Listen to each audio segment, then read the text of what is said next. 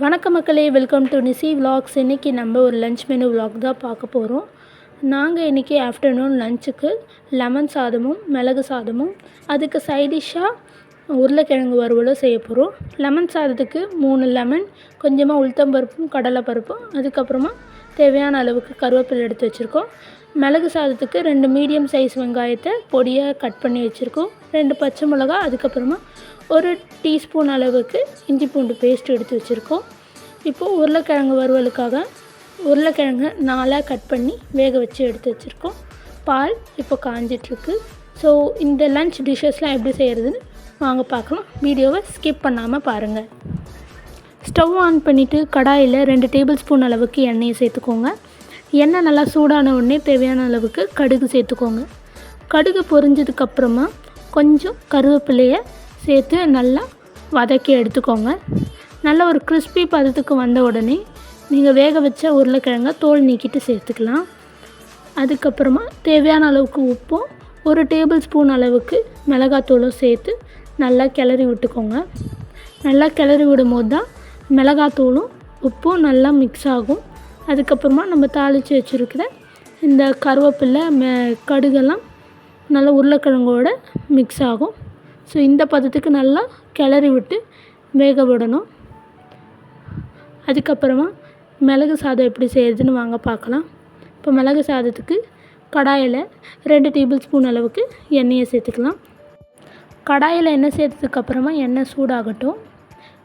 உங்களுக்கு எண்ணெய் கொஞ்சம் கம்மியாக இருக்குது அப்படின்னா நீங்கள் இன்னும் கொஞ்சம் அதிகமாக கூட எண்ணெய் சேர்த்துக்கலாம். நல்லா ஆயிலியாக செஞ்சுக்கலாம். அப்படி இல்லைன்னா நீங்கள் எண்ணெயை கம்மி பண்ணணும்னு நினச்சிங்கன்னா கூட இந்த டைமில் நீங்கள் கம்மி பண்ணிக்கலாம். இப்போ எண்ணெய் நல்லா சூடாகட்டும். எண்ணெய் நல்லா சூடான உடனே தேவையான அளவுக்கு கடுகு சேர்த்துக்கலாம். இப்போ கடுகு நல்லா பொரிஞ்சு வரட்டும். கடுகு நல்லா இந்த பதத்துக்கு பொரிஞ்சு வந்த உடனே நம்ம கடலைப்பருப்பு சேர்த்துக்கலாம். கடலைப்பருப்பு சேர்த்து நல்லா வதக்கி விட்டுக்கோங்க. நல்லா கோல்டன் ப்ரௌன் வர வரைக்கும் கடலைப்பருப்பை நல்லா வதக்கி எடுத்துக்கோங்க. அதுக்கப்புறமா கொஞ்சமாக கருவேப்பிலை சேர்த்துக்கலாம்.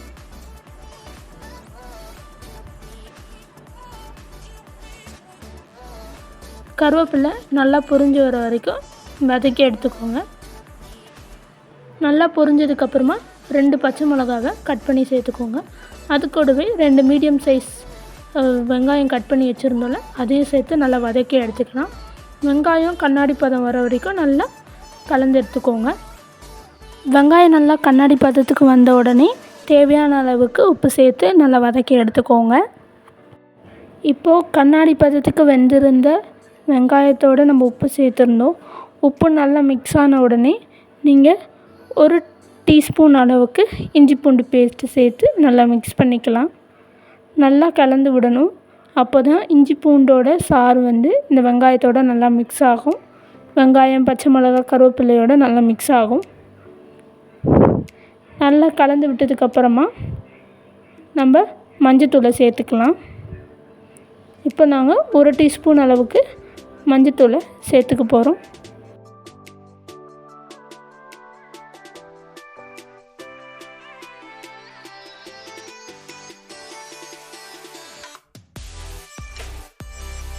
சேர்த்ததுக்கப்புறமா நல்லா கைவிடாமல் கலருங்க. மஞ்சத்தூள் இப்போ நம்ம சேர்த்துருந்த வெங்காயம், பச்சை மிளகா, கருவேப்பிலை, இஞ்சி பூண்டு பேஸ்ட் இதோட எல்லாத்துலேயும் மஞ்சத்தூள் நல்லா மிக்ஸ் ஆகிருக்கணும்.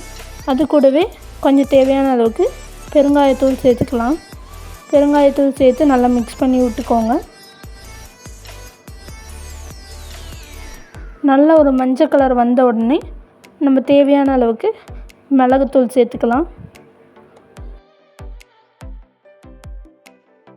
இப்போ நிறைய பேருக்கு மிளகுத்தூள் பிடிக்காது. ஒரு சில பேருக்கு மிளகுத்தூள் பிடிக்கும். அப்படி மிளகுத்தூள் பிடிச்சிருக்கிறவங்க இன்னும் கொஞ்சம் அதிகமாக கூட மிளகுத்தூள் நீங்கள் இந்த கலவையோடு நீங்கள் மிக்ஸ் பண்ணிக்கலாம்.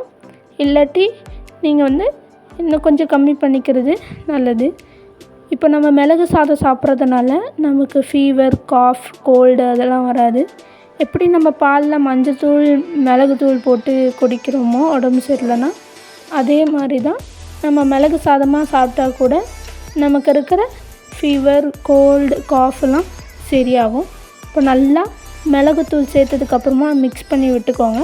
மிக்ஸ் பண்ணதுக்கப்புறமா நம்ம தேவையான அளவுக்கு சாதத்தை போட்டு நல்லா கிளறிக்கலாம். இப்போது மிளகு சாதம் மிக்ஸ் ரெடி. இப்போ இது கூட நம்ம சாதத்தை சேர்த்தாச்சு.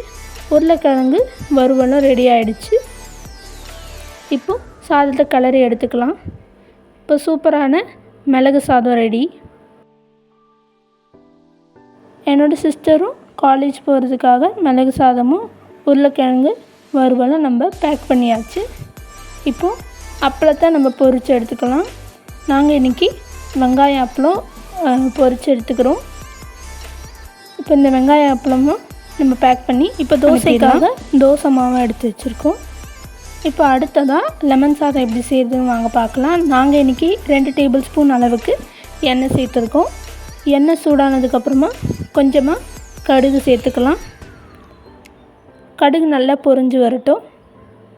கடுகு நல்லா பொரிஞ்சு வந்த உடனே உளுத்தம்பருப்பு, கடலைப்பருப்பு, கொஞ்சமாக கருவேப்பிலை, அப்புறம் ஒரு 4-5 காஞ்ச மிளகாய் சேர்த்து நல்லா வதக்கி எடுத்துக்கலாம்.